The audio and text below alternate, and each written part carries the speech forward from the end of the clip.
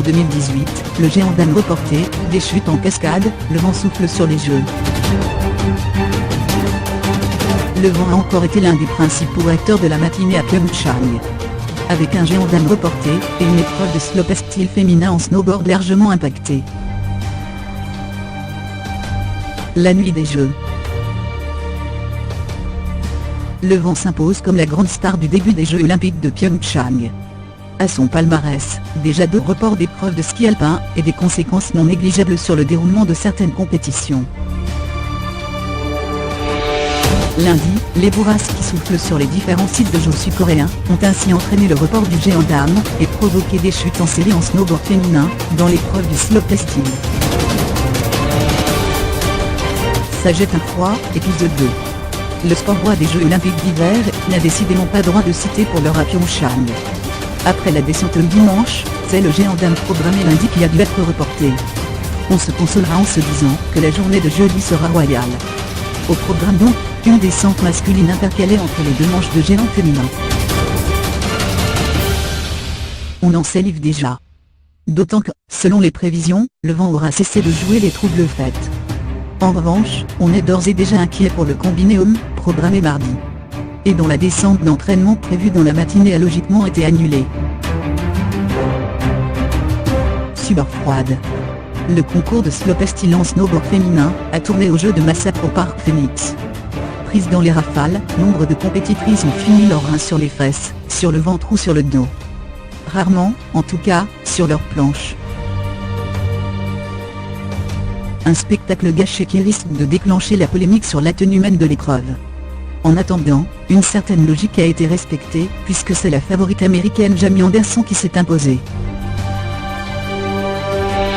Pas de miracle en revanche pour Lucie Lefebvre. La seule française engagée, qu'on avait du mal à classer même parmi les outsiders, n'a pas tenté le moindre saut, après 2 erreurs sur des rails lors de ses 2 passages.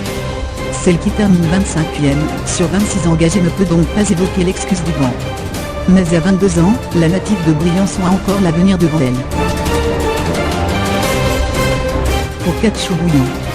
Tessa Hurley, Tina Barlow et Adeline Bonnier privés de géants, il faudra donc attendre le biathlon en fin de matinée, pour que la fibre patriotique vibre. Avec la poursuite d'Am à 11h10, et des chances de médaille pour Marie-Dorin Habert et Justine Brezaz, mais aussi, et surtout, avec la poursuite masculine à 13h. Décevant 8e, dimanche, Martin Fourcade aura à cœur de prendre sa revanche. Sauf qu'encore une fois, il faudra compter avec ce 7 année vent qui va, comme la veille, considérablement gêner les athlètes sur le pas de tir. Et comme 4 passages devant les cibles sont programmés, il faudra être particulièrement solide. Le programme du jour, en heure française, avec les Français engagés. 8h40, hockey sur glace, Suisse-Japon, phase de groupe dames. 11h10, biathlon, poursuite dames, 10 km, Marie-Dorin, Justine Brezaz, Anaïs Chevalier, Anaïs Bescon. 11h30, ski acrobatique, boss messieurs, première manche, Anthony Bella, Benjamin Cavet. 11h50, luge, monoplace dames, première et deuxième manche. Midi 5, curling, double mixte, demi-finale 2. 13h, biathlon, poursuite messieurs, 12,5 km, Martin Fourcade, Simon Destieux, Quentin Fillon-Maillet, Antonin Guigona.